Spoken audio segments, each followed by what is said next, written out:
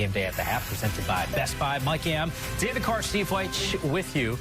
All right, I thought we were going to start with Joe Flacco because he looked pretty good to start this game, but not so fast, as Lee Corso would say. That's Dylan right. Gabriel, he showed up in a big way. Fantastic, man. I mean, the numbers weren't great on the first drive, but he came out, got a 2-minute drive, and was excellent. Like, he was exactly what we've seen him be all preseason. He's efficient. He knows where he's going with the ball. There were a couple accuracy things in the first drive, but they didn't show up at all. The second drive in the 2-minute drive, and he was on point on the outside, down the middle of the field, ripping through his progressions. It was literally a veteran drive. And so, man, this competition is going to be really interesting because, but also, can we talk about the wide receiver? Like, we say we have no wide receivers in Cleveland. I like all these guys. Roy Thrash, Gage Larvadan, Caden Davis. Like, they got some good young players. So let's get excited about that. That's a great catch right there. It's incredibly difficult down there. I've been there in that red zone throw right there. Difficult. This one's a little bit easier, but great job seeing the corner fall off. He was trying to double team the back. Great job. See, double clutch, found his open receiver. I thought Dylan played fantastic. And with a double clutch, he gets the safety, bad eyes, right? Safety jumps the inside receiver, so he gets open. Excellent. Look, the one thing that I loved about it, we talked about this pregame, guys, when you put a quarterback in at that situation like they did with Gabriel, the coaching staff wants to evaluate him, see how he runs the 2-minute. Well, he took him down the field. They manipulated timeouts. He wasn't afraid to go to the middle of the field if that's what got him there.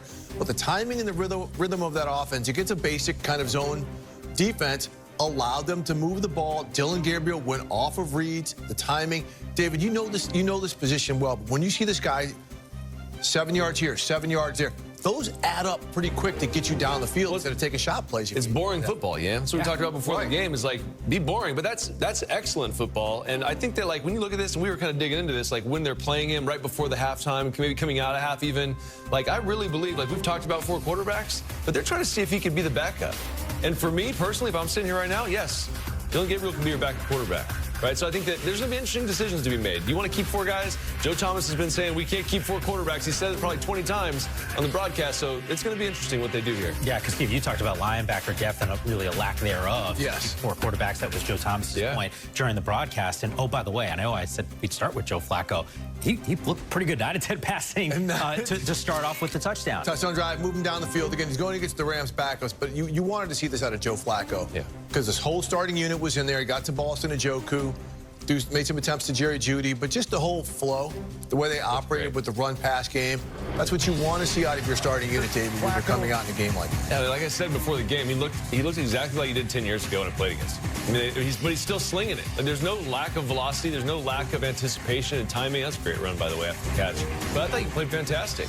I mean, he did exactly what you wanted him to do. This is a great throw. You got pressure in your face, slides just enough, still has mobility enough to make throws. So I thought Joe played great. You know, as we were watching sort of the beginning of the game unfold, I'm thinking to myself, hey, like, this is a young wide receiver core. To have a guy like Joe Flacco, this might be a good thing. And then Dylan Gabriel comes out, rookie quarterback, and obviously plays pretty well here. Really significant news. Ethan Bosich, who is the team's center, out with the knee injury. Keep in mind, this is a guy who started the last 3 seasons. So talk about some uncertainty at that quarterback spot outside of Joe Flacco. Talk about an offensive line. It's certainly the leader of that unit. So as soon as we get enough, put your feet up on the couch, relax. We got second half action of Rams and Browns coming up, and then Seahawks and Packers around the corner. Jags and Dolphins, and the Raiders and Cardinals close out our coverage at 10 Eastern time.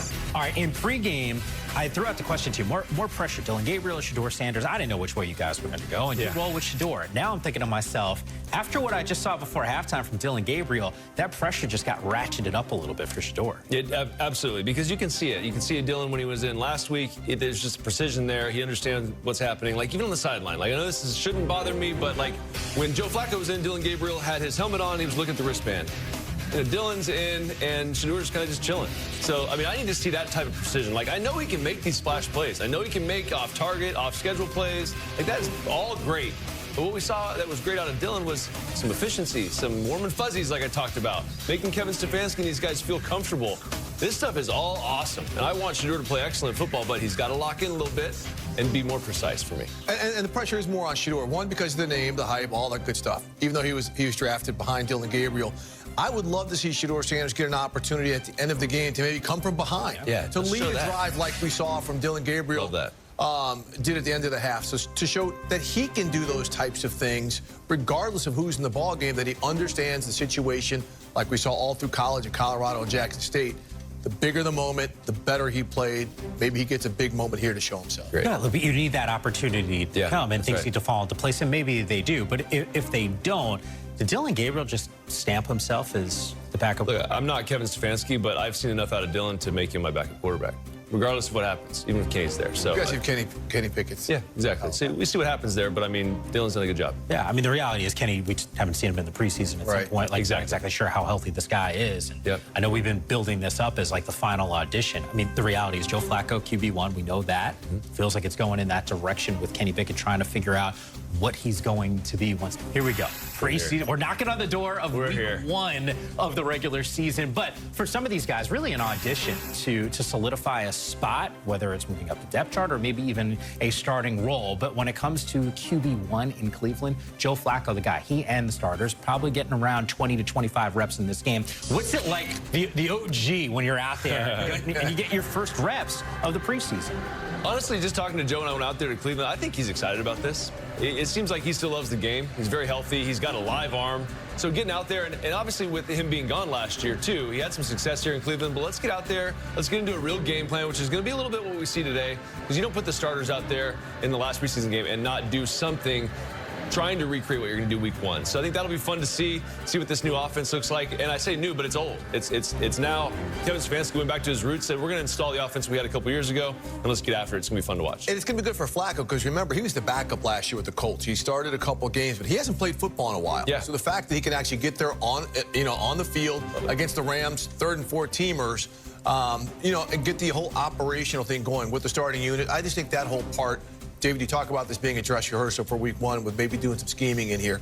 I think that's really important for Flacco, again, because he just hasn't played in a game for, probably a calendar year almost. Yeah, linking some of the mental reps with some of the physical ones, at least for about 25, 30 snaps in this ball game. Meanwhile, you got a couple rookies that are trying to solidify that QB2 spot, although Kenny Pickett's like, yo, Mike, pump the brakes there for just a second. We still have Dillon Gabriel and Shedeur Sanders. Pickett, by the way, dinged up. But when it comes to these two players, this is what they've done in the preseason. Shedeur in week one really took the NFL by storm. Everyone was focused in on that performance. Gabriel didn't play in that game, came back in week number 2. You see what those numbers are. He looked pretty poised and ready to go. Now, what do we expect to see from both of these guys today? Bridget Condis in Cleveland joins us right now. Bridget, always good to see you. Just break this down for me. We know Flacco is going to get the start in this game. What do we expect from Gabriel and Shedeur?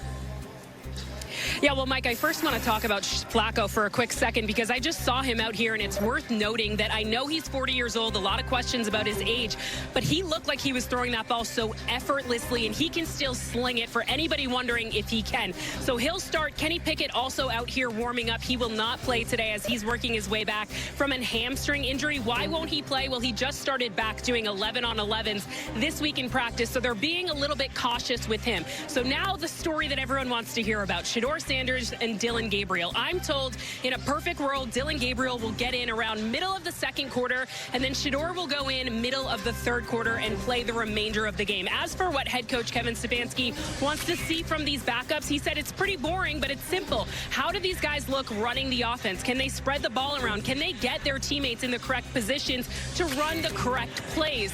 Shedeur Sanders did not play last week due to the oblique injury. He was back on the practice field this week and said he's feeling good in terms of that injury and needs to be able to go out there today and execute with no excuses. As for when he gets in today or this season, he said this week that whenever the pressure is there, whenever the lights come on, he knows the kind of player he is, and he's ready to showcase when his name gets called that he can be the player here in Cleveland. As for the pressure that these guys are feeling, everybody's feeling it here, Mike, with 3 days until cut down day. I do want to mention, though, the last time a team had 4 quarterbacks to start the season was week 1, and it was the Saints. So it's not totally out of the question. It has been done before fairly recently. Not common, but something we're all watching as Tuesday gets closer. Yeah, we'll get to take a Steve Weich and David Carr on that subject a little bit later here on Game Day Kickoff. On the flip side, Bridget, we got a Matthew Stafford. We have spent so much time on these shows talking about the health that he has and concerns about that back injury. It looks like the reports are positive, but as for today,